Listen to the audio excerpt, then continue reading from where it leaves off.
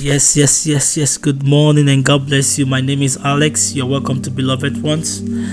It's another wonderful day, and I'm happy to be back like every time that I'm back.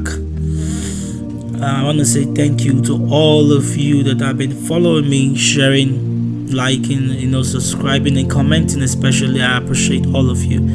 Thank you very much. For those of you that had birthdays in these few past days, I say thank you and happy birthday to you. I hope you find love, happiness, and joy and purpose, and also wealth and health. In Jesus' name. So today I'm a little bit calm about what I intend to speak about. I really don't know exactly how to go about it, but it's just something that is in my mind that I intend to share. I just want to share it and then get to hear your own opinion. So a few days passed, or like for a few years now, a couple of years since Trump time, America has been discussing about if to ban abortion or not to ban abortion. And so today I had a discussion with a person that I decided to share or air my own point of view. First of all, yes, the Bible, Jesus Christ saved a woman that was about to be stoned to death, and they asked him for his opinion, and that was the bet of the popular saying that he that is without sin should cast the first stone.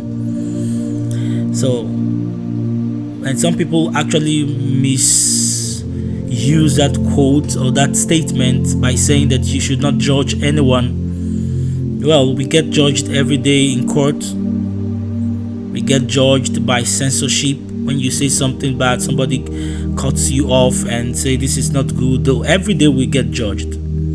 We get judged in our classrooms when we sit for exams and we air our own point of understanding, and the lecturer or the teacher says that this is not good enough. That's a judgment.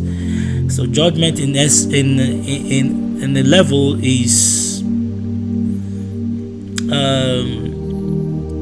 a reward for our actions. It is our reward for certain actions. You can be judged and then be justified, or be judged and be condemned. So both can be a reward. You go to sit for exam, that's you going through the process or procedure to be judged. You do well, the teacher or the lecturer sees you like a person who is worthy to go to the next class or the next course, and they promote you or they pass you. And if not, you have to carry over the class or repeat the class. So this same goes to every other thing that we do in life. We are judged by our actions or by the outcomes of our actions. So, but today I'm not exactly coming to pinpoint the judgmental part of our daily life. I just want to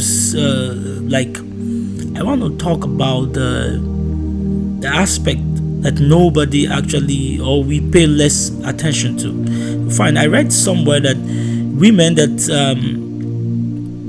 first of all, I read a quote where it says that every woman that has had an abortion has had a child, just that the child is dead. Like most people that lose their kids in school, in accident or in whatever, they've had a child, but the child is like probably dead.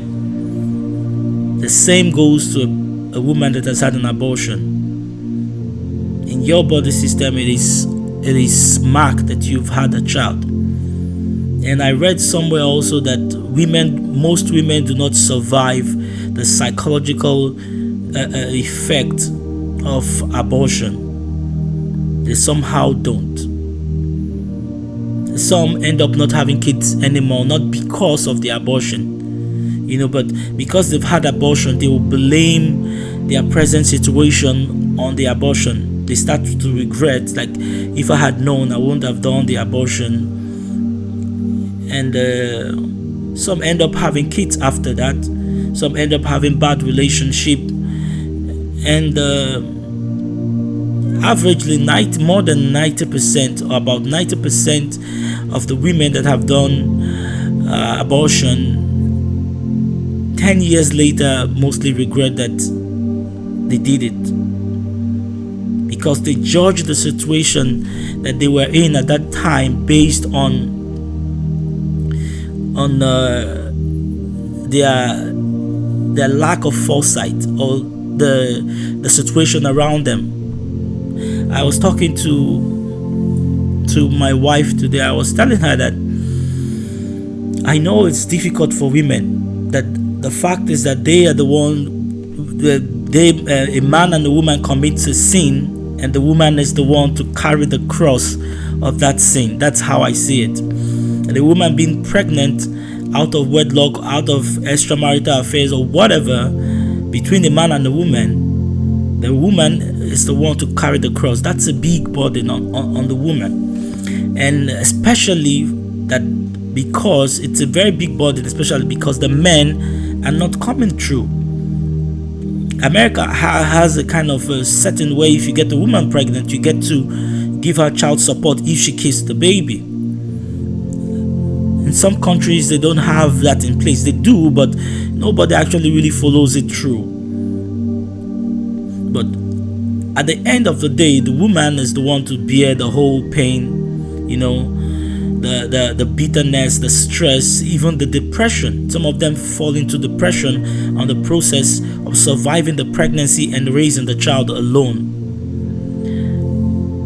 And it's something that we can't pay any woman or every woman for. We can't pay them back for it. But at the same time, I was trying to explain that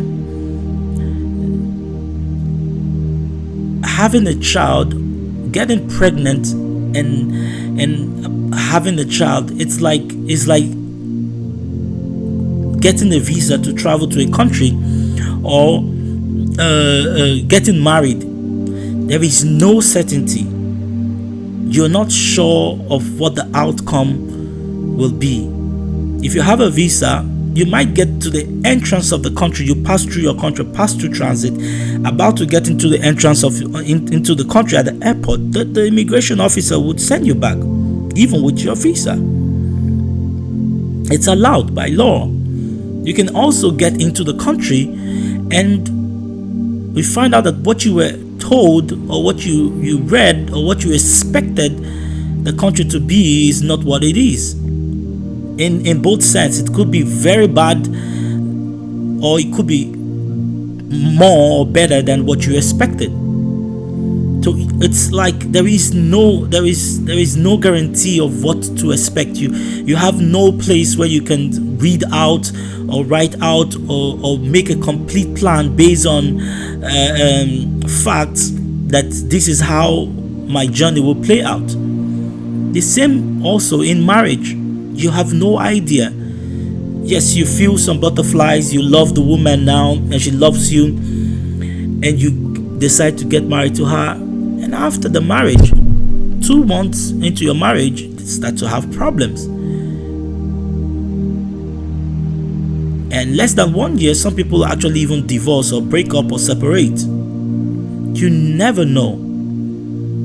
In fact, some marriages that didn't look like it was going to work from the beginning. In fact, I had a conversation long time with a friend, and we were talking about marriages now, why there is so much divorce now than it was in the days of our parents. A lady said that because then there was no freedom, and now there is freedom.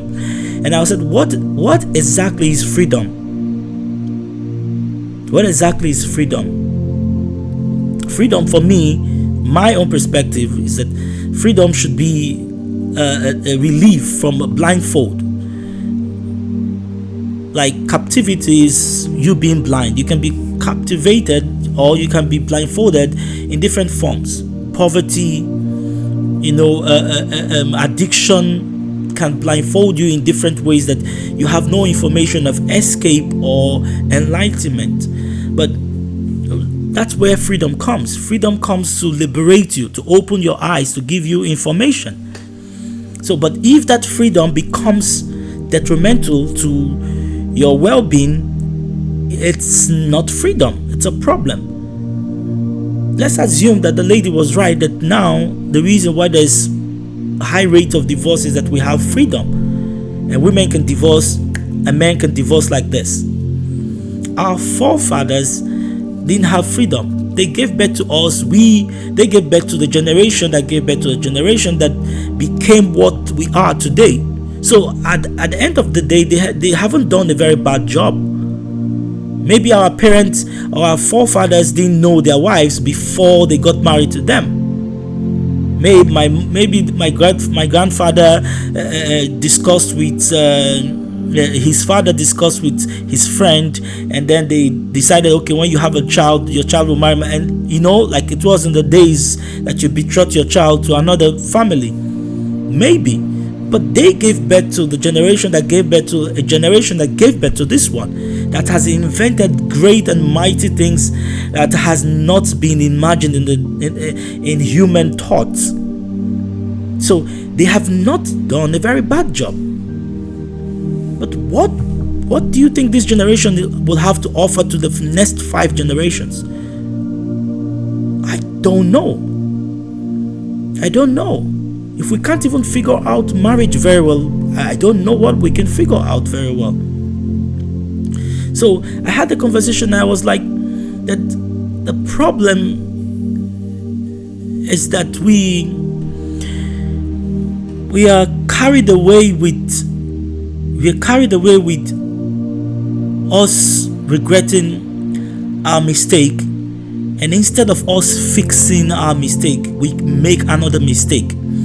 A man and a woman can have sexual intercourse as what they call boyfriend and girlfriend, or even as a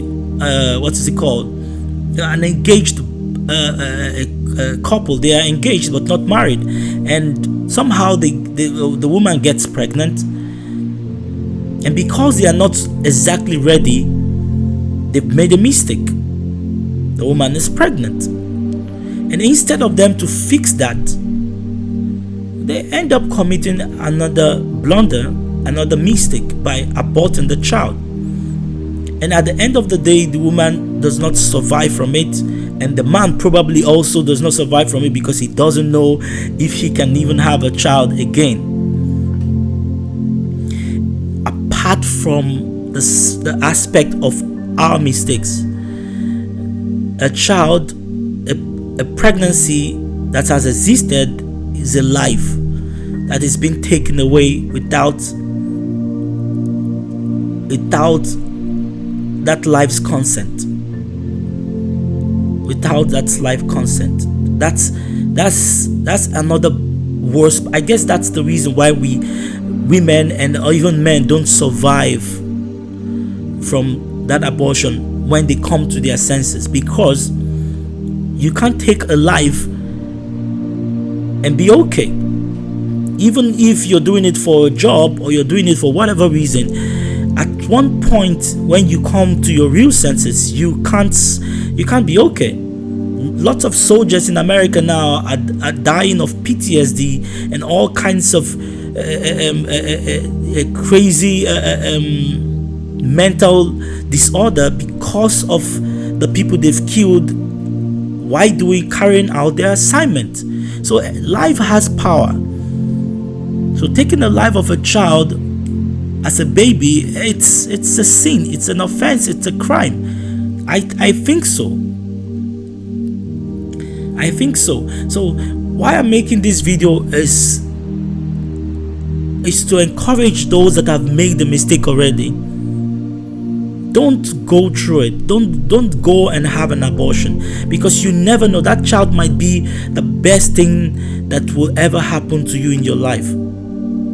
It could be the best thing that can ever happen to you in your life, and it could also be one of the hardest things that has happened to you in your life. And then you will be deserved to be called a mother, because every mother goes through hardship and hard times for their kids.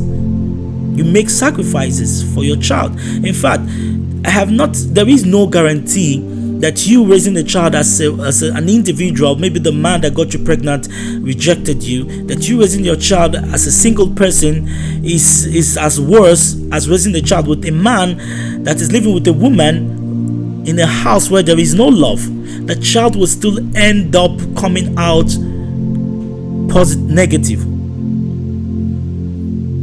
There is a chance that the child will come out negative. I don't subscribe to the family concept of a man and a woman just existing. A family concept should be a man and a woman existing in love and understanding and acceptance. Not in a family where the man does not care about the woman does not care about the man. They just have one thing in common, or two things: the roof and the child. That is not a family. And the child are like cameras. They actually record all those things and then they play it out in the future. So please, if you are somewhere and you've made a mistake and you are thinking to abort the child, don't do it. Don't abort that child, because that child might be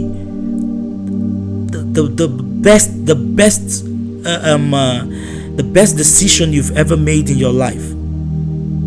Don't abort that child. Don't kill that innocent child. Don't kill that innocent child, because you don't know what tomorrow holds. The picture you are seeing now is the picture of now. I've had a situation in my life where I had a business with a person, and I regretted that the business didn't go through. I was mad, I was sad, I even cried. I was trying to stay away from the person, but the person came to me and even consoled me. My girl at that time consoled me. And 1 year later, somebody was arrested for that business. 1 year later. It took me 1 year to understand that what happened to me was not a setback, but an upliftment. Though the person is free now, but it could have been me. It could have been me. So sometimes the decision you make, or the tears you cry, or the wailings that you yell and scream, is based on your understanding of your present situation, not a foresight. You have no foresight or imagination or thought of what is in the future, what the future holds. So you cry and you kill yourself based on what you feel at this moment. Some women actually get pregnant and put their child in the trash can. Some drop it in people's doorstep. Some drop it at the orphanage home. And I'm sure that 10 years, 5 years later, they are looking to find that child. And they'll probably never find that child. And they will die bitter for not finding that child, or for even carrying out that act of wickedness. So please, don't go through that abortion. Don't go through it. Don't go through it. You are not in charge of your life. Somebody was saying that you can't be pregnant and go to school. Education doesn't run away. It's like an asset. In fact, it is an asset. It's like a house. The education that we had at the time that we had biology, we knew the difference between man and woman. Now you might go to school tomorrow and there is no definition of a man and a woman. So education actually evolves. So there is no time that is too late to go to school. If the problem is that your education will be paused, you can still go to school in the future. I've seen people that go to school after 40 years. So please do not kill the innocent child that is a gift because of your mistake.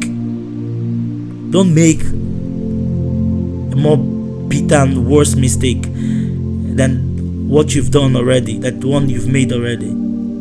Please. I don't know who this message is for, but I hope that it gets to the right ears. Don't make any further mistake. You never know. You never know. You never know what the future holds. Thank you very much for listening. And I would appreciate your comments. And also, I'm planning to have a live stream. So I don't know if you're interested to like hang out with me on live, to be my first time. If you're interested to hang out with me on the live, we can talk and have constructive argument and debate any topic at all that you have in mind. I'll really be happy to hear from you. You can comment or also send me an email that you want to partake in the live, and we can have conversation, and you can come up with a topic, or I can also come up with a topic, and let's go from there. Thank you very much, and have a wonderful day, and God bless you.